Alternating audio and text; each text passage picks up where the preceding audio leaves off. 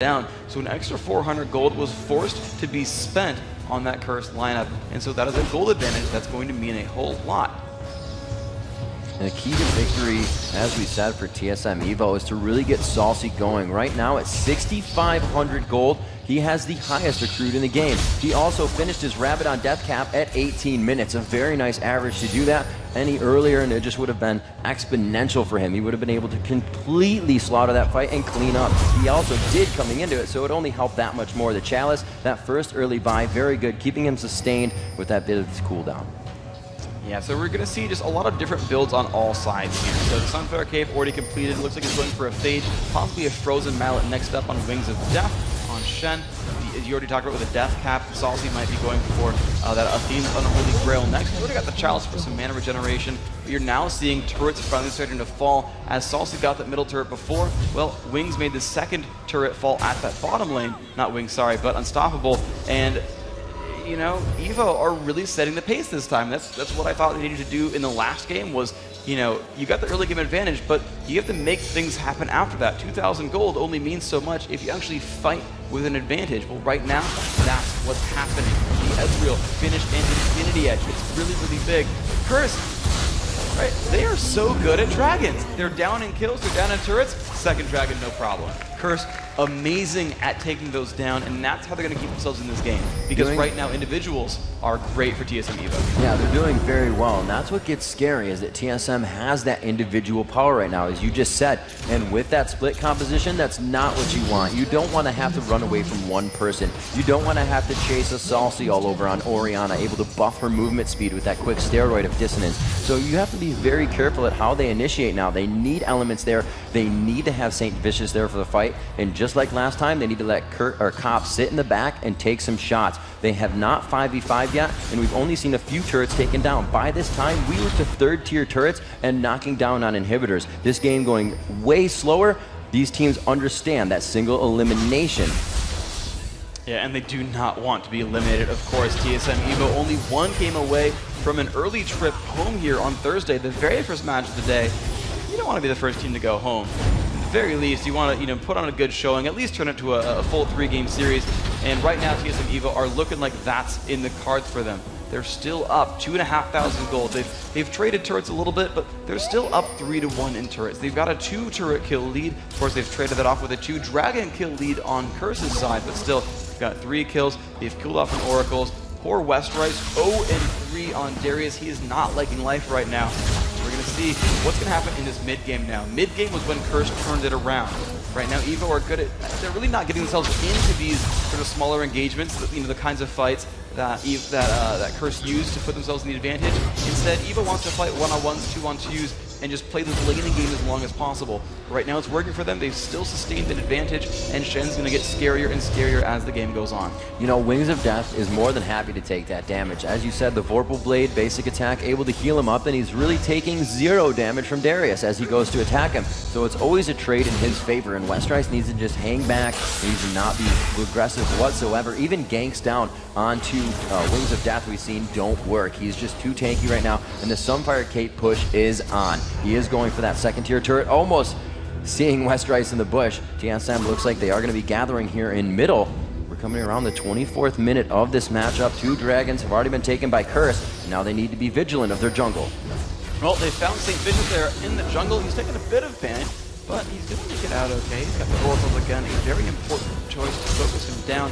The difficulty with that, though, he's now finished his Aegis of Legion. So Nunu is going to be nice and tanky. He's going to supply a tanky aura to his team as well.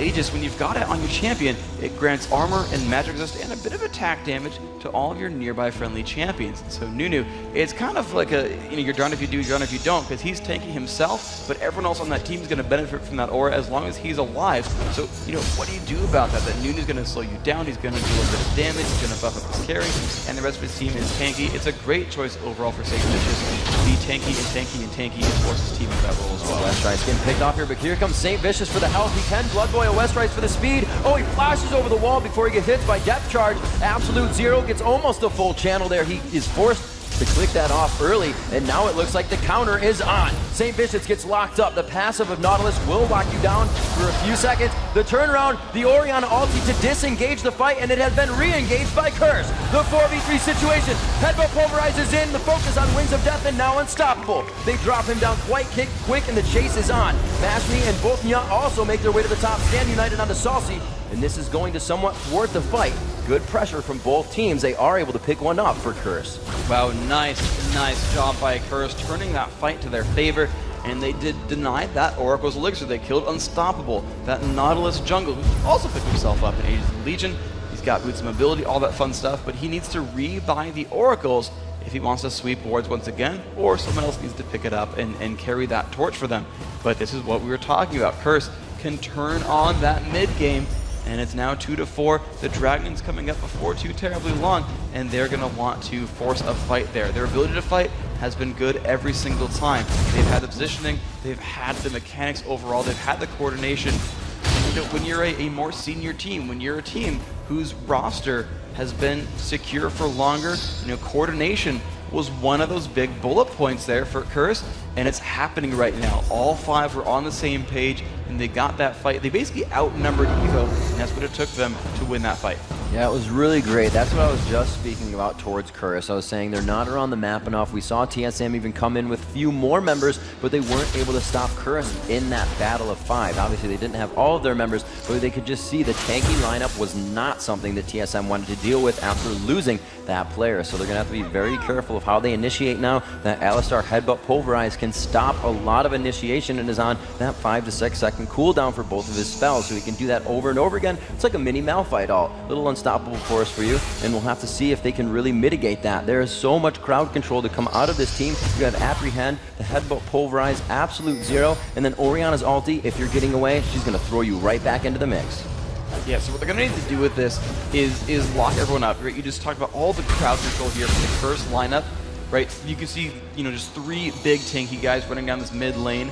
They want to lock people up for Nijaki and Comp. Those are the big carries of this lineup. Westrice, I think, needs to succumb to being a bit tankier. He needs to just get in there and weaken everyone for everyone else on the team. But there are 2 very big, scary carries on that Curse lineup, and that's going to be where the battle's going to come from. And you can see them squaring off. That Dragon has come back up, and it's going to be who wins this fight. This is the most important fight, I think, of these players' lives right now, because if TSM Evo is eliminated, they are out of Season 2, and they've got to try again next year to make it to Season 3. They need to win this match, and to win this match, you need to win this game. To win this game, you need to win this battle. They started up on Dragon, it's getting low.